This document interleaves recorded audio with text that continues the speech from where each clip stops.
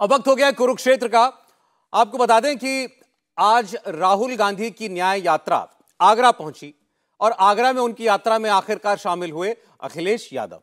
बड़े अरसे से हम लोग सुन रहे थे कि वो आएंगे आएंगे आएंगे, आज वो यात्रा में आ गए। साथ में प्रियंका गांधी वाड्रा भी थी और वहां बड़े जोर शोर से भारतीय जनता पार्टी को इस बार 24 के चुनाव में हराने का ऐलान हुआ। उत्तर प्रदेश में कांग्रेस के साथ सहयोगी दलों की सीट शेयरिंग हो गई। अखिलेश यादव ने कांग्रेस पार्टी को 17 सीटें दी हैं और अब यात्रा में भी आ गए हैं। सवाल यह है कि राहुल अखिलेश के साथ आने से क्या बीजेपी को कोई फर्क पड़ेगा? क्योंकि यह जोड़ी पहले भी आ चुकी है, लेकिन वो विधानसभा का चुनाव था, कुछ खास असर नहीं पड़ा था, बड़े मार्जिन से बीजेपी जीती थी। अब सवाल यह कि क्या 2024 में मोदी योगी का टारगेट 80 ये पूरा होगा और अब की बार 400 पार का नारा क्या यूपी साकार कर देगा? आज आगरा में राहुल अखिलेश और प्रियंका मिले तो नारा दिया, 80 हराओ लोकतंत्र बचाओ, बीजेपी हटाओ लोकतंत्र बचाओ। तो करेंगे हम बहस किसके नारे में, किसके दावे में कितना दम है। पहले मैं आपको सुनाऊंगा राहुल गांधी और अखिलेश यादव क्या बोले और उसके बाद मैं आपको दिखाऊंगा स्मृति ईरानी ने आज कांग्रेस को क्या नई चुनौती दी है और नरेंद्र मोदी ने आज क्या काम किया है। आज फिर किसान अपना हक और सम्मान बचाने के लिए खड़ा है। हमें उम्मीद है कि आने वाले समय में दिल्ली में भाजपा हटेगी, इंडिया गठबंधन की सरकार बनकर के किसानों को सम्मान दिलाने का काम करेगी। न केवल सम्मान बल्कि उनकी जो मांगे हैं एमएसपी को लेकर के उनको पूरी करने का काम करेगी। हमें उम्मीद है ये इंडिया गठबंधन और पीडीए की लड़ाई एनडीए को हराने का काम करेगी। ये सफल तभी होगा जब उत्तर प्रदेश से भारतीय जनता पार्टी का सफाया होगा। 80 हराओ लोकतंत्र बचाओ, बीजेपी भगाओ।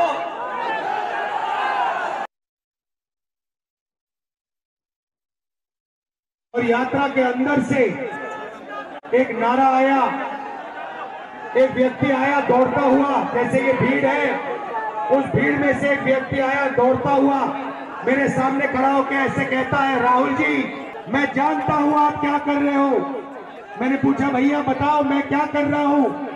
कहता है राहुल जी आप नफरत के बाजार में मोहब्बत की दुकान खोलने निकले हो।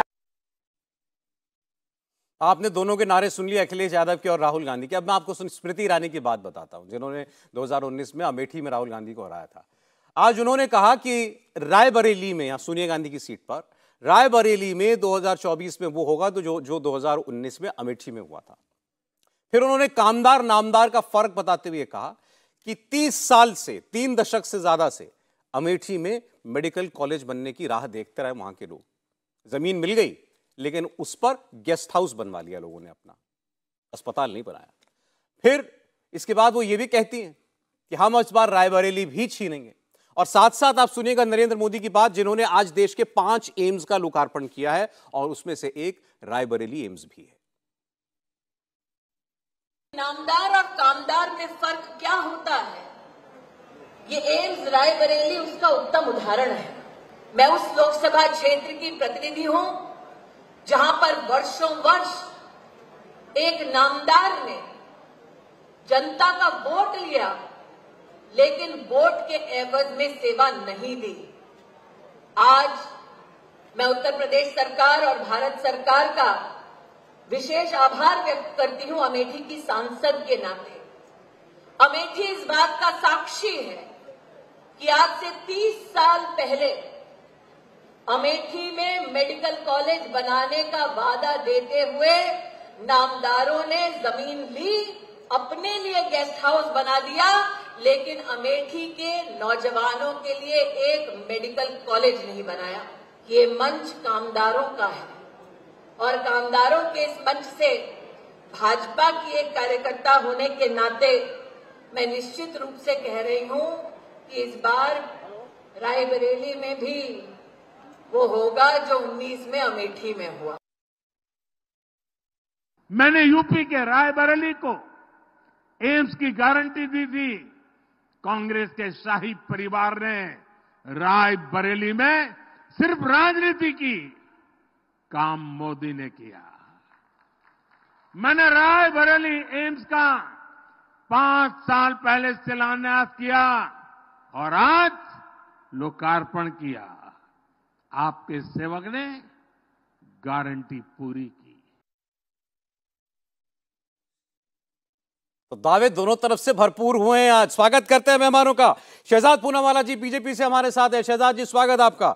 घनश्याम तिवारी जी समाजवादी पार्टी से हमारे मेहमान हैं। घनश्याम जी का स्वागत है। मनीष श्रीवास्तव जी कांग्रेस पार्टी से ज्वाइन कर रहे हैं हमको। मनीष जी बहुत स्वागत आपका भी। और रोहित जाखड़ जी आरएलडी के हमारे मेहमान हैं आज। रोहित जाखड़ साहब आपका बहुत स्वागत है।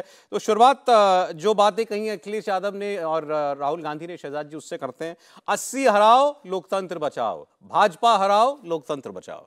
देखिए, वैसे तो अमूमन जो फिल्में पहली बार नहीं चलती है उसका सीक्वल कम ही बनता है, पर यह पहली ऐसी फिल्म है जो 2017 में जनता ने पिटवा दी, उस फिल्म को फ्लॉप कर दिया, पर 2024 आते आते दूसरा सीक्वल बन रहा है। तो मैं कह सकता हूं कि ये फिल्म अब जो हम साथ साथ है से शुरू हुई है, अब वो जाएगी कभी हाँ कभी ना बनेगी, क्योंकि आप देख रहे हैं कि फर्रुखाबाद सीट को लेकर सलमान खुर्शीद का क्या बयान आ रहा है, और चुनाव होने के बाद देखना ये कहेंगे हम आपके हैं कौन, तो इस दृष्टि में जा ही रहा है। परंतु देखिए, ये जो पीडीए पारिवारिक दलों का अलायंस बना है, जो 2017 में जब एक साथ आए थे तब भारतीय जनता पार्टी को 312 सीट मिली थी, और हमें कोई चिंता नहीं है क्योंकि 2014 देख लीजिए, 2019 देख लीजिए, इनका कंबाइंड वोट शेयर भी हमारे वोट शेयर तक पास नहीं है, और हम तो इस बार 55-60% वोट भी क्रॉस कर लेंगे। परंतु आज नई सामग्री 55-60% वोट एनडीए के रूप में हम लोग 60% वोट तक जाएंगे। हम लोग ने ओवरऑल इंडिया में पूरा मैं कह रहा हूं कि उत्तर प्रदेश की दृष्टि से 42 से 49 अगर हो रहे हैं हम लोग 4-5 वर्ष में, आज 49 से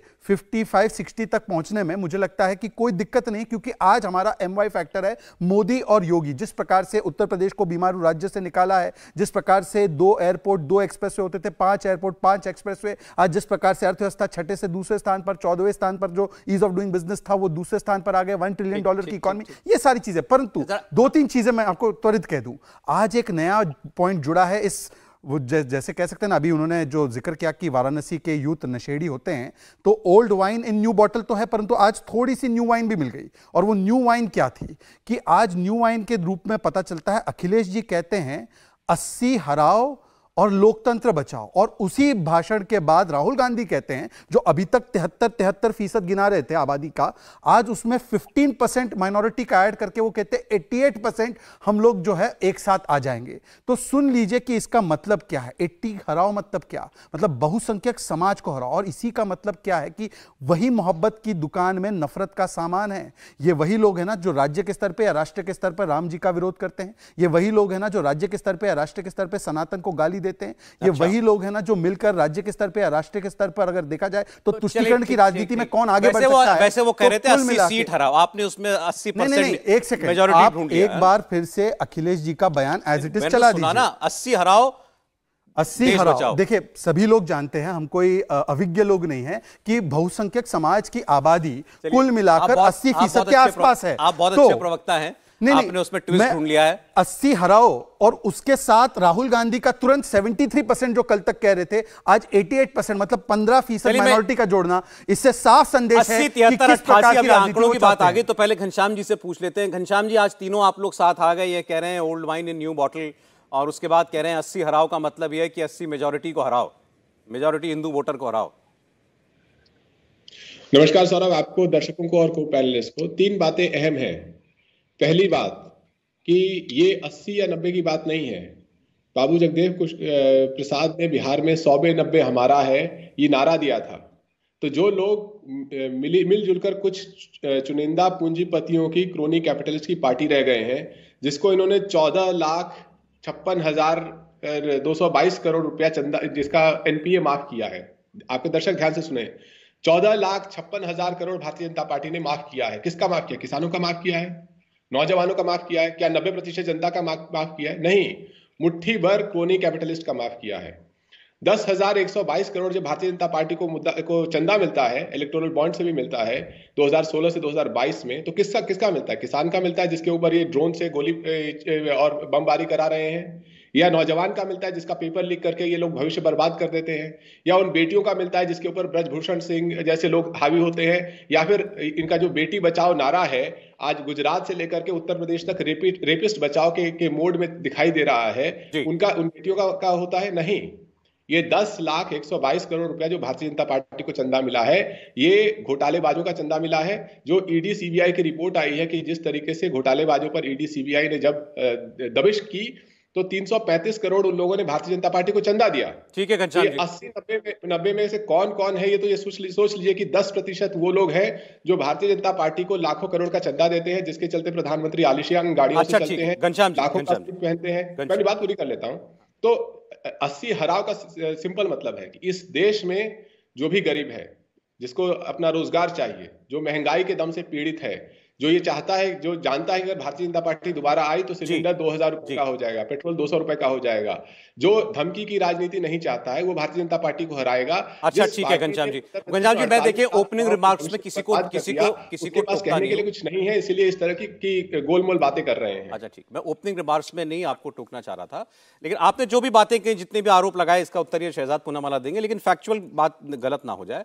आपने कहा ये 14,56,000 करोड़ रुपया माफ हुआ, तो मैं ये समझना चाह रहा हूं, आप तो, क्योंकि मुझे मालूम है आप बहुत विद्वान व्यक्ति हैं और इकोनॉमिक्स आपका सब्जेक्ट है, इकोनॉमी, ये माफ हुआ? जी हाँ। या बैंकों का एनपीए के तौर पर अलग रखा गया? बिल्कुल अलग नहीं रखा गया। हाँ, ये राइट ऑफ है जिसकी रिकवरी नहीं हुई है। ठीक है, हाँ, राइट ऑफ है जिसकी रिकवरी नहीं हुई है। ये वेव ऑफ तो नहीं है ना? वेव ऑफ तो नहीं है ना? रुक जाइए, ये 14 लाख जो 56,000 करोड़ है, सरकार को आके, देश की वित्त मंत्री को आके बताना चाहिए किस बुनियाद पे राइट ऑफ हुआ है। क्या अभी जब इलेक्टोरल बॉन्ड का डेटा आएगा जिसमें सरकार, एक सेकंड बीच में टोकिएगा मत, इलेक्टोरल बॉन्ड के एक सेकंड रुक जाइए, आपने सवाल पूछा, जवाब सुन लीजिए। इलेक्टोरल बॉन्ड में सरकार कह रही थी, बीजेपी कह रही थी कि देश की जनता को यह जानने का अधिकार नहीं है कि भारतीय जनता पार्टी को चंदा किससे मिलता है। ये 10,122 करोड़ कहां से आया जानने का अधिकार नहीं। अच्छा ठीक है घनश्याम जी, उसी बस मुझे एक उस पर क्लैरिफिकेशन चाहिए था। मैं कह रहा हूं, देखिए सच में कुछ घटे या बढ़े तो सच नहीं रहता, है किसी का बहुत मशहूर शेर है। आपने भी खुद कहा, सर प्लीज मैंने कहा बाकी सब आपके विषय थे, मैं किसी विषय पर नहीं बोल रहा हूं, केवल एक पर। बाकी क्योंकि आपके पॉलिटिकल इल्जाम है, उनके जवाब देना इनकी जिम्मेदारी है। आपने खुद कहा ये 14,56,000 करोड़ बैंकों का वो रुपया है जिसकी रिकवरी होनी है। सर एक सेकंड प्लीज, सर एक सेकंड, अगर उसकी रिकवरी होनी है तो वो माफ कैसे हो गया? कितनी रिकवरी हुई बताइए आप? तो ये बताएंगे, सुनिए, ये बताएंगे आपको कितनी रिकवरी हुई है, लेकिन जिस पैसे की रिकवरी होनी है और आप भी एडमिट कर रहे हैं तो उसको माफ कर दिया गया, ये नहीं कह सकते। मैं जवाब दे देता हूं। सुनिए एक सेकंड, ये साधारण रुपया नहीं है। 14,56,000 करोड़ बहुत बड़ी रकम होती है। बिल्कुल होती है। मैं जवाब बताइए आप कितना पैसा रिकवर हो गया? सारे जवाब दे देता हूं। मेरा केवल इतना अनुरोध है कि मेरे बीच में ना कोई टोके, कोई नहीं बोलेगा, क्योंकि हम लोग सब सम्मानित मैं बोल सकता हूं और कोई नहीं बोलिए। बिल्कुल। पहले तो मुझे पता है घनश्याम जी ने विदेश से पढ़ाई की है, बहुत सम्मानित व्यक्ति है, तो राइट ऑफ और वेव ऑफ के बीच में उनको अंतर पता होगा। राइट ऑफ 14 लाख करोड़ जो बता रहे हैं, बैड लोन्स रिकवर्ड इस सरकार में 10 लाख करोड़ है। इसीलिए आज एनपीए की, नहीं एक सेकंड बीच में ना बोले, बीच में ना बोले, अपने समय पर बोले, अपने समय पर बोले, आप काउंटर कीजिएगा, मेरी जिम्मेदारी समय देने की। 10 लाख करोड़ का बैड लोन्स रिकवर्ड, जो हाईएस्ट बैड लोन्स रिकवर्ड है, और आज के तारीख में एनपीए की संख्या 3.2% है। इसीलिए रघुराम राजन जैसे व्यक्ति भी प्रशंसा करते हैं, चिदंबरम भी प्रशंसा करते हैं सरकार की। पर यह विषय नहीं है आज का। विषय आज का यह है कि जो देखिए, चंदे की बात करेंगे ना तो सारा श्री और अनिल अंबानी भी याद आते हैं। इस पर मैं आना चाहता हूं। अभी देखिए, उन्होंने एक अधिकृत प्रवक्ता ने, जो मैंने 80 हराओ बोला, खंडन कर देते, पर नहीं किया और नहीं कर सकते, क्योंकि ना इन्होंने स्वामी प्रसाद मौर्य का खंडन किया था, वो तो खुद निकल गए, ना उन्होंने रामचरितमानस के विषय में जो बोला गया उसका खंडन किया, ना ये लोग उनका खंडन करते हैं जो कहते हैं सनातन को उन्मूलन कर लेंगे, सनातन का एक्सटर्मिनेशन कर लेंगे। पर मैं 2-3 छोटी टिप्पणी करना चाहता हूं। अभी देखिए, इन्होंने जो कहा ब्रजभूषण के बारे में, ब्रजभूषण पर तो पूरा केस हुआ, उस पर केस भी चलेगा और हम लोग उसके साथ है कि केस हो उन पर मैं पूछना चाहता हूं कि देखिए, बाकी सब तो छोड़ दीजिए, संदेश खाली तो बहुत दूर का मामला है। वो देखो भैया, उसके साथ ऐश्वर्या राय नाच रही है। अब मैं पूछना चाहता हूं कि ऐश्वर्या राय जो पुत्र वधू है जया बच्चन जी की और सम्मानित एक्ट्रेस है, उनके विषय में कहते हैं राहुल गांधी की ये नाच रही है अमिताभ बच्चन के साथ। मैं चाहता हूं कि घनश्याम तिवारी एज ए समाजवादी प्रवक्ता, हालांकि इन्होंने आजम खान ने जब जया प्रदा के इनरवेयर पर कमेंट किया, इन्होंने नहीं बोला। जब गायत्री प्रजापति के परिवार को टिकट मिला जो पॉक्सो में कन्विक्टेड थे, इन्होंने नहीं बोला। इन्होंने बाकी कई मुद्दों पर नहीं बोला है। पर आज बता दे कि ऐश्वर्या राय पर जो टिप्पणी की और राहुल गांधी ने वाराणसी के पूरे युवाओं को नशेड़ी कहा है, उसके विषय में क्या बोलते हैं? सवाल मनीष जी के पास लेकर के जा रहा हूं। मनीष सिंधवी जी हमारे सामने, जवाब दीजिएगा, ये प्रश्न इंपॉर्टेंट है मनीष जी ये। और दूसरा, आज मैंने आपको बात सुनाई अभी स्मृति ईरानी जी की और प्रधानमंत्री की भी। रायबरेली में उन्होंने कहा कि सबने केवल राजनीति की, एम्स मोदी ने दिया। और वो स्मृति ईरानी जी ने दावा किया कि रायबरेली को अमेठी बना देंगे हराकर। तो एक एक करके मुझे लगता है सवालों के जवाब पर चले। जी, पहली बात तो ये है कि जो राहुल जी जिस कंटेक्स्ट में बगैर है वो एक लाइन कहीं से भी उठाकर सुना देना, ये बहुत ही हास्यास्पद है। जब प्रधानमंत्री जी कहते हैं कांग्रेस की विधवा, 50 करोड़ की गर्लफ्रेंड, जर्सी गाय, तमाम बातें, तब शायद शहजाद पूनावाला साहब अपनी खामोशी को पूरा ओढ़ लेते हैं। तो उसकी बात ना करें कि किसने क्या कहा, किस परिप्रेक्ष्य में कहा। और ये ऐसी बात जो वाराणसी में युवाओं के बीच में कही गई, मैं चैलेंज करता हूं आप पूरा भाषण सुनाइए कि किस कंटेक्स्ट में कहा जा रहा था। वो इस कंटेक्स्ट में कहा जा रहा था युवा बेरोजगार है, पर्चा लीक हो रहा है, उसका भविष्य अंधकार में है, वो हताशा का शिकार है, वो मोबाइल की तरफ ज्यादा समय दे रहा है। वो पूरा भाषण सुनाइए ना तो पूरी बात निकल कर आएगी। शहजाद पूनावाला जी बता पाएंगे उस उत्तर प्रदेश की स्थिति है क्या है? 2017 में दरोगा भर्ती का पेपर लीक हुआ, 2018 में यूपी पीसीएल का पेपर लीक हुआ, 15 जुलाई 2018 को यूपी एसएससी का पेपर लीक हुआ, ट्यूबवेल ऑपरेटर का परीक्षा सितंबर 18 में पर्चा लीक हुआ, यूपी आरक्षी नागरिक पुलिस 18-19 जून 2018 को पर्चा लीक हुआ, ग्राम विकास अधिकारी मई 2018 पर्चा लीक हुआ जी। 59,000 शिक्षक भर्ती का अभी कोई हल नहीं निकला। एक मिनट 2020 में कोरोना में कोई परीक्षा नहीं हुई इसलिए कोई पर्चा लीक नहीं हुआ। 2021 में यूपीएसएससी का पेट परीक्षा हुई, उसका पर्चा लीक हुआ। 28 नवंबर में यूपी टेट यूपीएसआई का पर्चा हुआ, पर्चा लीक हुआ। 4 अप्रैल में फॉरेस्ट गार्ड का परीक्षा, और अभी हाल फिलहाल अभी और भी ऐसे बहुत। अच्छा ठीक है मनीष जी, ऐसा मैंने अभी 5 बजे में इसी पर प्रोग्राम किया, उसमें भी कांग्रेस के प्रवक्ता थे। आपके सवाल का पूरा आदर में करते हुए उत्तर दे देंगे, लेकिन मैं विषय पर लाना चाह रहा हूं। केवल आपने आज राहुल गांधी जी के मंच से नारा लगा 80 हराओ। आप 80 हराने की बात कर रहे हैं बीजेपी को। अब कांग्रेस को 1 सीट मिली थी, सपा को 5 सीट मिली थी, और आज वो दावा कर रहे हैं कि 80 हरा देंगे इनको। ऐसा है कि 2012 का जो विधानसभा का चुनाव था उसमें भाजपा को 15% मत मिले थे और सीटें मिली थी 48, और 2017 में भाजपा को मत मिले 40% और सीटें मिली 325। ये सियासत है सौरभ जी, ये समय के हिसाब से बदलती है, ये स्टैटिक नहीं है, डायनामिक है। तो ये ना कहा जाए कि कब क्या होगा। इस प्रदेश की जनता परेशान है।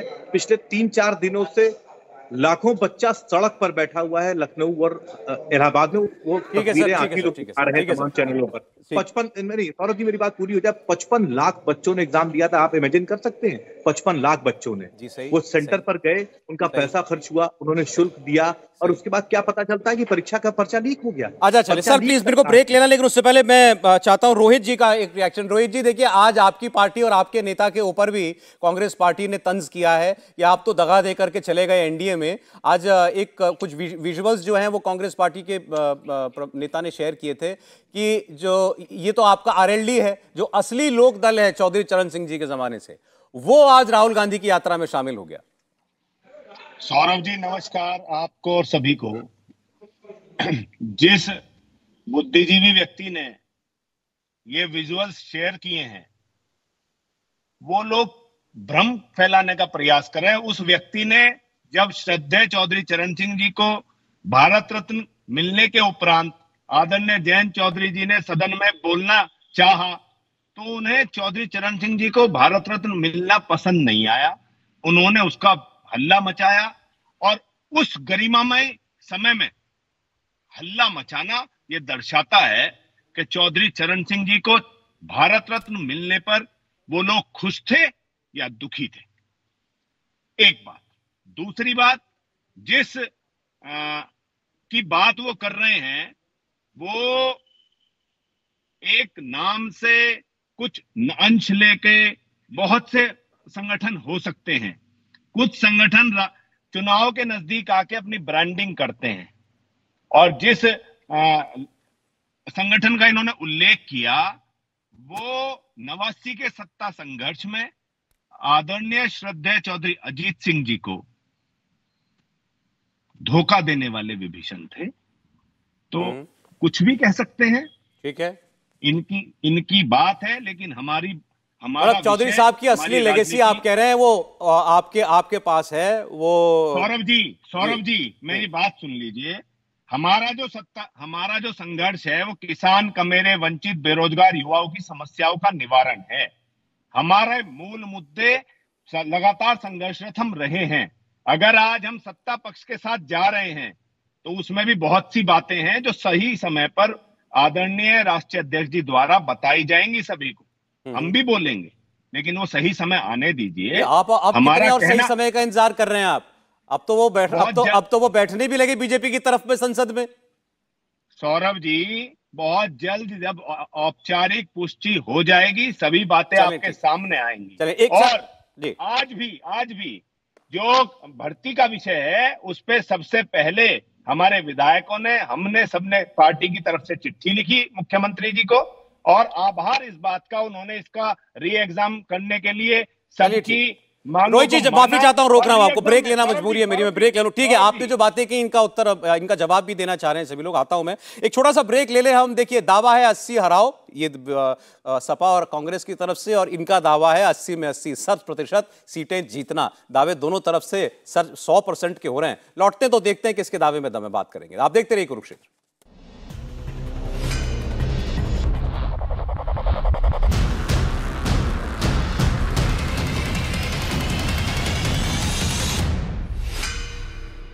स्वागत है, आप देख रहे हैं कुरुक्षेत्र। और कौन जीतेगा उत्तर प्रदेश, और उत्तर प्रदेश जीतकर कौन पहुंचेगा दिल्ली? आज ये सवाल इसलिए क्योंकि अखिलेश यादव और राहुल गांधी एक मंच पर थे और अखिलेश यादव ने नारा लगाया 80 हराओ बीजेपी को और देश बचाओ, और आज दूसरी तरफ से नारा दिया जाता है कि 80 की 80 जीतना है और 400 के पार जाना है। आज स्मृति ईरानी ने कहा कि हम रायबरेली भी जीतेंगे इस बार, जो अमेठी में किया था 2019 में, इस बार रायबरेली में होगा। नरेंद्र मोदी ने कहा कि अगर रायबरेली के लिए किसी ने कुछ काम किया तो मोदी ने किया, ये लोग सिर्फ अपनी राजनीति करते रहे। पहले रायबरेली के बारे में आप बताइएगा। सोनिया जी चुनाव नहीं लड़ रही है, लेकिन ऐसा भी नहीं है कि रायबरेली आपके लिए हलवा हो गया, इतना आसान हो गया। देखिए, यही बात लोग अमेठी के बारे में कहते थे, और आप एक चीज नोट कीजिए सौरभ जी कि अमेठी में कांग्रेस सपा एक तरह से साथ में ही लड़ी थी, उसके बावजूद भी स्मृति ईरानी जी ने अमेठी में राहुल गांधी को शिकस्त दी। ये इसलिए क्योंकि पिछले 5 वर्षों में जिस प्रकार से स्मृति ईरानी जी ने अमेठी के लिए काम किया, आज एम्स रायबरेली भी उसका उद्घाटन लोकार्पण हुआ। इससे पहले मुझे बताइए कि एक तरफ प्रधानमंत्री मोदी वाराणसी जाते, 43 बार प्रधानमंत्री होते हुए वहां का कायाकल्प करते, धाम का काम हो, रो हो, चाहे वो सड़कों पे पूरा आगे बढ़ाना हो, चाहे मल्टी स्पेशलिटी हॉस्पिटल बनाना हो। और रायबरेली कितनी बार सोनिया गांधी या परिवार का कोई व्यक्ति गया? और यदि ये 80 हराओ सीटों के कॉन्टेक्स्ट में कह रहे हैं तो बता दीजिए कि अमेठी से कौन लड़ेगा परिवार से और रायबरेली से कौन लड़ेगा? अभी तक घोषणा अधिकृत रूप से नहीं कर पा रहे। अब देखिए मनीष जी की विवशता देखिए कि 4 बार उन्होंने ऐश्वर्या राय पर बयान दिया तो उसमें कॉन्टेक्स्ट खोज रहे हैं। मान्यवर बताइए कॉन्टेक्स्ट क्या होता है उसमें? किसी को नाचने वाली कहना और उस प्रकार से संज्ञा देना, उसका कॉन्टेक्स्ट आप सोच रहे हैं। सुन लीजिए मनीष जी, मैंने आपके बीच में बोला, मनीष जी कृपया करके, मनीष जी इनके बाद आप ही के पास आऊंगा, मैं आप ही के पास आऊंगा। मनीष जी समझा दीजिए कि राष्ट्रपति को राष्ट्रपत्नी बोलने का कॉन्टेक्स्ट क्या था, मंदिर जाने वाले लड़कियों को छेड़ते उसका कॉन्टेक्स्ट क्या था, सर्जिकल स्ट्राइक को खून की दलाली कहना उसका कॉन्टेक्स्ट क्या था, राहुल गांधी वाराणसी की जनता को नशेड़ी बोलते उसका कॉन्टेक्स्ट समझा दीजिए। हर चीज का कॉन्टेक्स्ट समझाते रहिए आप। परंतु देखिए मैं 10 सेकंड और लूंगा। देखिए रायबरेली पर एक बार बात हो जाए। नहीं चलिए, इसीलिए मैं चाह रहा हूं एक बार मनीष जी सर रायबरेली पर बताइएगा मुझे। आज स्मृति ईरानी ने बोला कि अमेठी बना देंगे इस बार रायबरेली को हराकर। पहले तो मैं इनका जो झूठ है उसको क्लियर कर दूं। ये जो जिस एम्स का उद्घाटन करने आज जा रहे हैं 2018 में उसका उद्घाटन खुद ही ये लोग कर चुके हैं, तो इनके झूठ का कोई अंत नहीं है। अगर नोबेल दिया जाए तो इन्हीं को दिया जाएगा। और उस एम्स के बारे में जान लीजिए, उद्घाटन हुआ था, शिलान्यास हुआ था। अरे एक मिनट, 2009 में वो पीएम स्वास्थ्य योजना के फेज 2 के तहत उसका अप्रूवल हुआ था। बसपा की सरकार यहां पर थी, उसने 148 एकड़ जमीन दी थी। 2013 में जब वो फाइनली गजट नोटिफिकेशन आया तब सपा की सरकार थी और उसने 97 एकड़ जमीन हस्तांतरित कर दी थी। उसके बाद उसका काम शुरू हुआ, तो काम शुरू हुआ। दूसरों के काम को अपना कहना इनकी आदत में शुमार हो गया है। दूसरी बात, शहजाद भाई बड़े एक सेकंड मनीष जी, पहले आपने कहा कि एम्स बन गया था, फिर आपने कहा 2013 में काम शुरू हुआ था। मैं सहमत हूं आपकी बात से। 2013 में उससे पहले अप्रूवल हो गया था, 2013 में काम शुरू हुआ था, मैं सहमत हूं। आज बन गया है, इन्होंने कहा ये बनाने का क्रेडिट ले रहे हैं। तो ये जो इनका ये गैजेट है, ये 2018 अगस्त 18 से मार्च 19 के बीच में दिखा रहे हैं कि वहां काम शुरू हो गया। वो क्या झूठ है? ये बताएंगे ये सरकारी है। ये देखिए ये सरकारी है भैया, मेरा नहीं है। ये देखिए ये सरकार का ही है जिसमें सरकार क्लेम कर रही है। और एक दरभंगा का भी एम्स है जहां पर जमीन पड़ी हुई, जिसको बताते हैं, गिन लेते हैं कि दरभंगा में एम्स बन गया। स्मृति ईरानी ने कहा रायबरेली हराएंगे इस बार। इन्होंने भी कहा कि सोनिया जी नहीं लड़ रही, तो बताएं तो लड़ेगा कौन वहां से? सौरभ जी 2 बातें हैं। एक जो आप कह रहे हैं, सियासत में हर आदमी को इस बात का अधिकार है कि वो क्लेम करे। मैं उनके क्लेम पे नहीं जाऊंगा। वो कह रही हैं, हम कह रहे हैं हम जीतेंगे, वो कह रहे हैं वो जीतेंगे। सियासत में हर सियासी आदमी ये बात कहता है। मैं इनके झूठ को उजागर करना चाहता हूं कि झूठ इनके नसों में बहने लगा है। ये हर चीज को झूठ बोलते हैं। जो राहुल गांधी भाषण देंगे उसको मिस कोट करेंगे, उसका एक लाइन उठा लाएंगे। तो इनका आईटी सेल 24 घंटे काम करता है और सिर्फ यही काम करता है कि कैसे लोगों को बदनाम करें, उसको झूठ बोलें, उससे एक लाइन उठा दें। एक लाइन, अभी सौरभ जी आप इतनी सारी बातें बोल रहे हैं, अगर मैं एक लाइन उठा दूं तो सौरभ शर्मा जी ने ये बात कही तो आपकी बात का मतलब ही बदल जाएगा। नहीं, लेकिन राहुल गांधी ने ऐश्वर्या राय वाला बयान सिर्फ एक बार नहीं दिया। एक बार नहीं दिया। प्लीज उन्होंने कई बार ये बात, अब मुझे प्लीज इंटरव्यू करने दीजिए क्योंकि फैक्ट की बात कर रहे हैं। उन्होंने कहा, मनीष जी प्लीज इंटरप्ट मत कीजिए, उन्होंने कहा कि ऐश्वर्या राय प्राण प्रतिष्ठा में मौजूद थी। ये फैक्चुअली इनकरेक्ट। उन्होंने कहा अडानी प्राण प्रतिष्ठा में मौजूद थे। ये फैक्चुअली इनकरेक्ट है। मनीष जी जिस प्रकार से आप झूठ बोल रहे हैं एम्स के बारे में भी, एम्स के बारे में आपको जानना है ना, 22 एम्स जो है उसके अप्रूवल मोदी जी के सरकार में हुए हैं, उसमें से ज्यादातर बन गए हैं। आप बताइए कि आपने कितने दिए? नेहरू जी का 1 एम्स है, अटल बिहारी वाजपेयी के 6 एम्स थे और आज मोदी जी के 15 एम्स चल रहे हैं। आप बताइए ना कि कितने एम्स आपने दे दिए देश में। अब इसके विषय में आप बार बार इंटरप्ट करते हैं। मनीष जी क्या तरीका है भाई? प्लीज सौरभ जी ये तरीका है। ठीक है, वैसे बारी घनश्याम जी की पूरी बात 30 सेकंड्स ओनली, इसके बाद घनश्याम जी। अच्छा, दूसरी बात अब मैं इनसे पूछना चाहता हूं, इन्होंने पेपर लीक की बात की तो इस पर एक 10 सेकंड का जवाब जरूरी बनता है कि पेपर लीक पर जब ये लोग बात करते हैं, 48 पेपर लीक हुए थे समाजवादी पार्टी के जमाने में और इनके अनिल कुमार यादव जो लोक आयोग सेवा के चेयरपर्सन थे। भाई हर बारी में डिस्टर्ब करते कांग्रेस के प्रवक्ता जी की आवाज है। Please sir, please. एक लौती ऐसी सरकार जिसके लोक सेवा आयोग के चेयरमैन को बर्खास्त करने का कलंक लगा उत्तर प्रदेश में, तो वो अखिलेश यादव जी के जमाने में अनिल कुमार यादव का कलंक लगा। बीएसपी और एसपी के नेता पेपर लीक करते हुए पकड़े गए। पूरी इंडस्ट्री इन्होंने बनाई। शिवपाल यादव से लेकर अखिलेश यादव का नकल को जस्टिफाई करने वाले बयान मेरे पास वीडियो टेप पे है।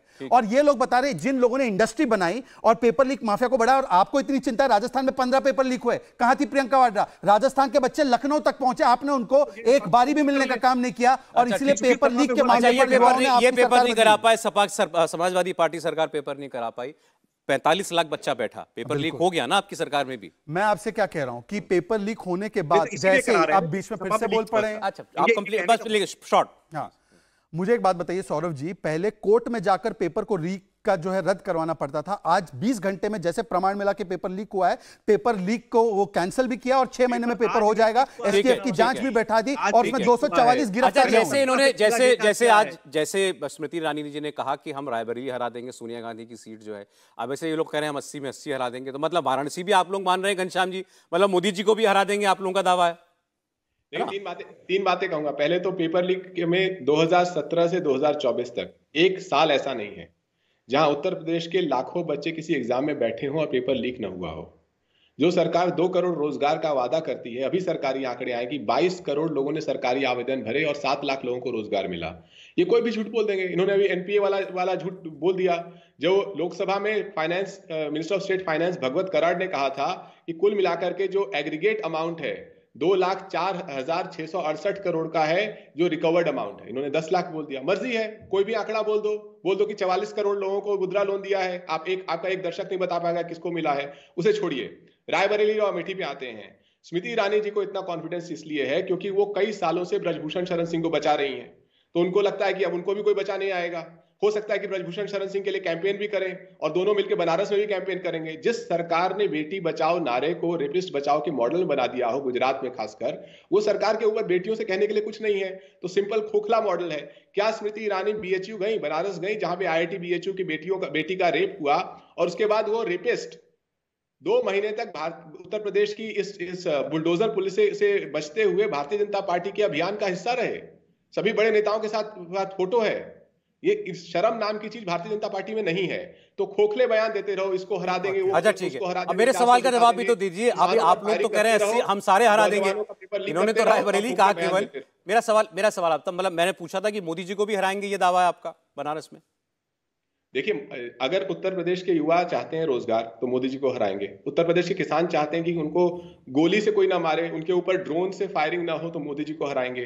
बेटियां चाहती हैं कि उनको धमकाने वाली सरकार, उनका मान हनन करने वाली सरकार ना आए, तो मोदी जी को हराएंगे। अगर लोग थक गए हैं कि हर रोज जुमले चाहिए कि किसानों की आय दुगनी हो जाएगी, 2 करोड़ रोजगार आ जाएंगे, काला धन आ जाएगा। काला धन कहां से आएगा? जब आप 10,122 करोड़ चंदा जुटाते हैं तो काला धन है कि सफेद धन है? यहां शहजाद उस 10,122 करोड़ में से 1 रुपया भी बता दे किससे आया है। अच्छा ठीक है sir, alright Ghanshyam ji please जवाब ले रहा हूं, आप इसके बाद रोहित जी आपके पास आता हूं। सौरभ जी, मैं एक लौता व्यक्ति हूं कि अपना डेटा और फैक्ट्स लेकर चलता हूं। यह है आरबीआई की रिपोर्ट जो हिंदू बिजनेस लाइन में छपी है कि 10 लाख करोड़ 9 साल में रिकवर हुआ। आप देख लीजिए, हिंदू बिजनेस लाइन की रिपोर्ट है। हिंदू बिजनेस लाइन झूठ तो नहीं छापेगा। दूसरी बात, और अगर मैं झूठ बोल रहा हूं, 3.2% एनपीए का आंकड़ा है, इसको चेक कर ले घनश्याम जी। यदि मैं झूठ बोल रहा हूं तो मैं अभी डिबेट छोड़ दूंगा, यदि ये झूठ बोल रहे तो ये छोड़ दे, पर छोड़ देते इस विषय पे। आईआईटी बीएचयू का मामला हेड ऑन लेते। आईआईटी बीएचयू में जिसके साथ भी तस्वीरें थी उसके बावजूद उस पर कार्रवाई हुई। मुझे बताइए, संदेश खाली में आपका एक स्टेटमेंट आया हो तो?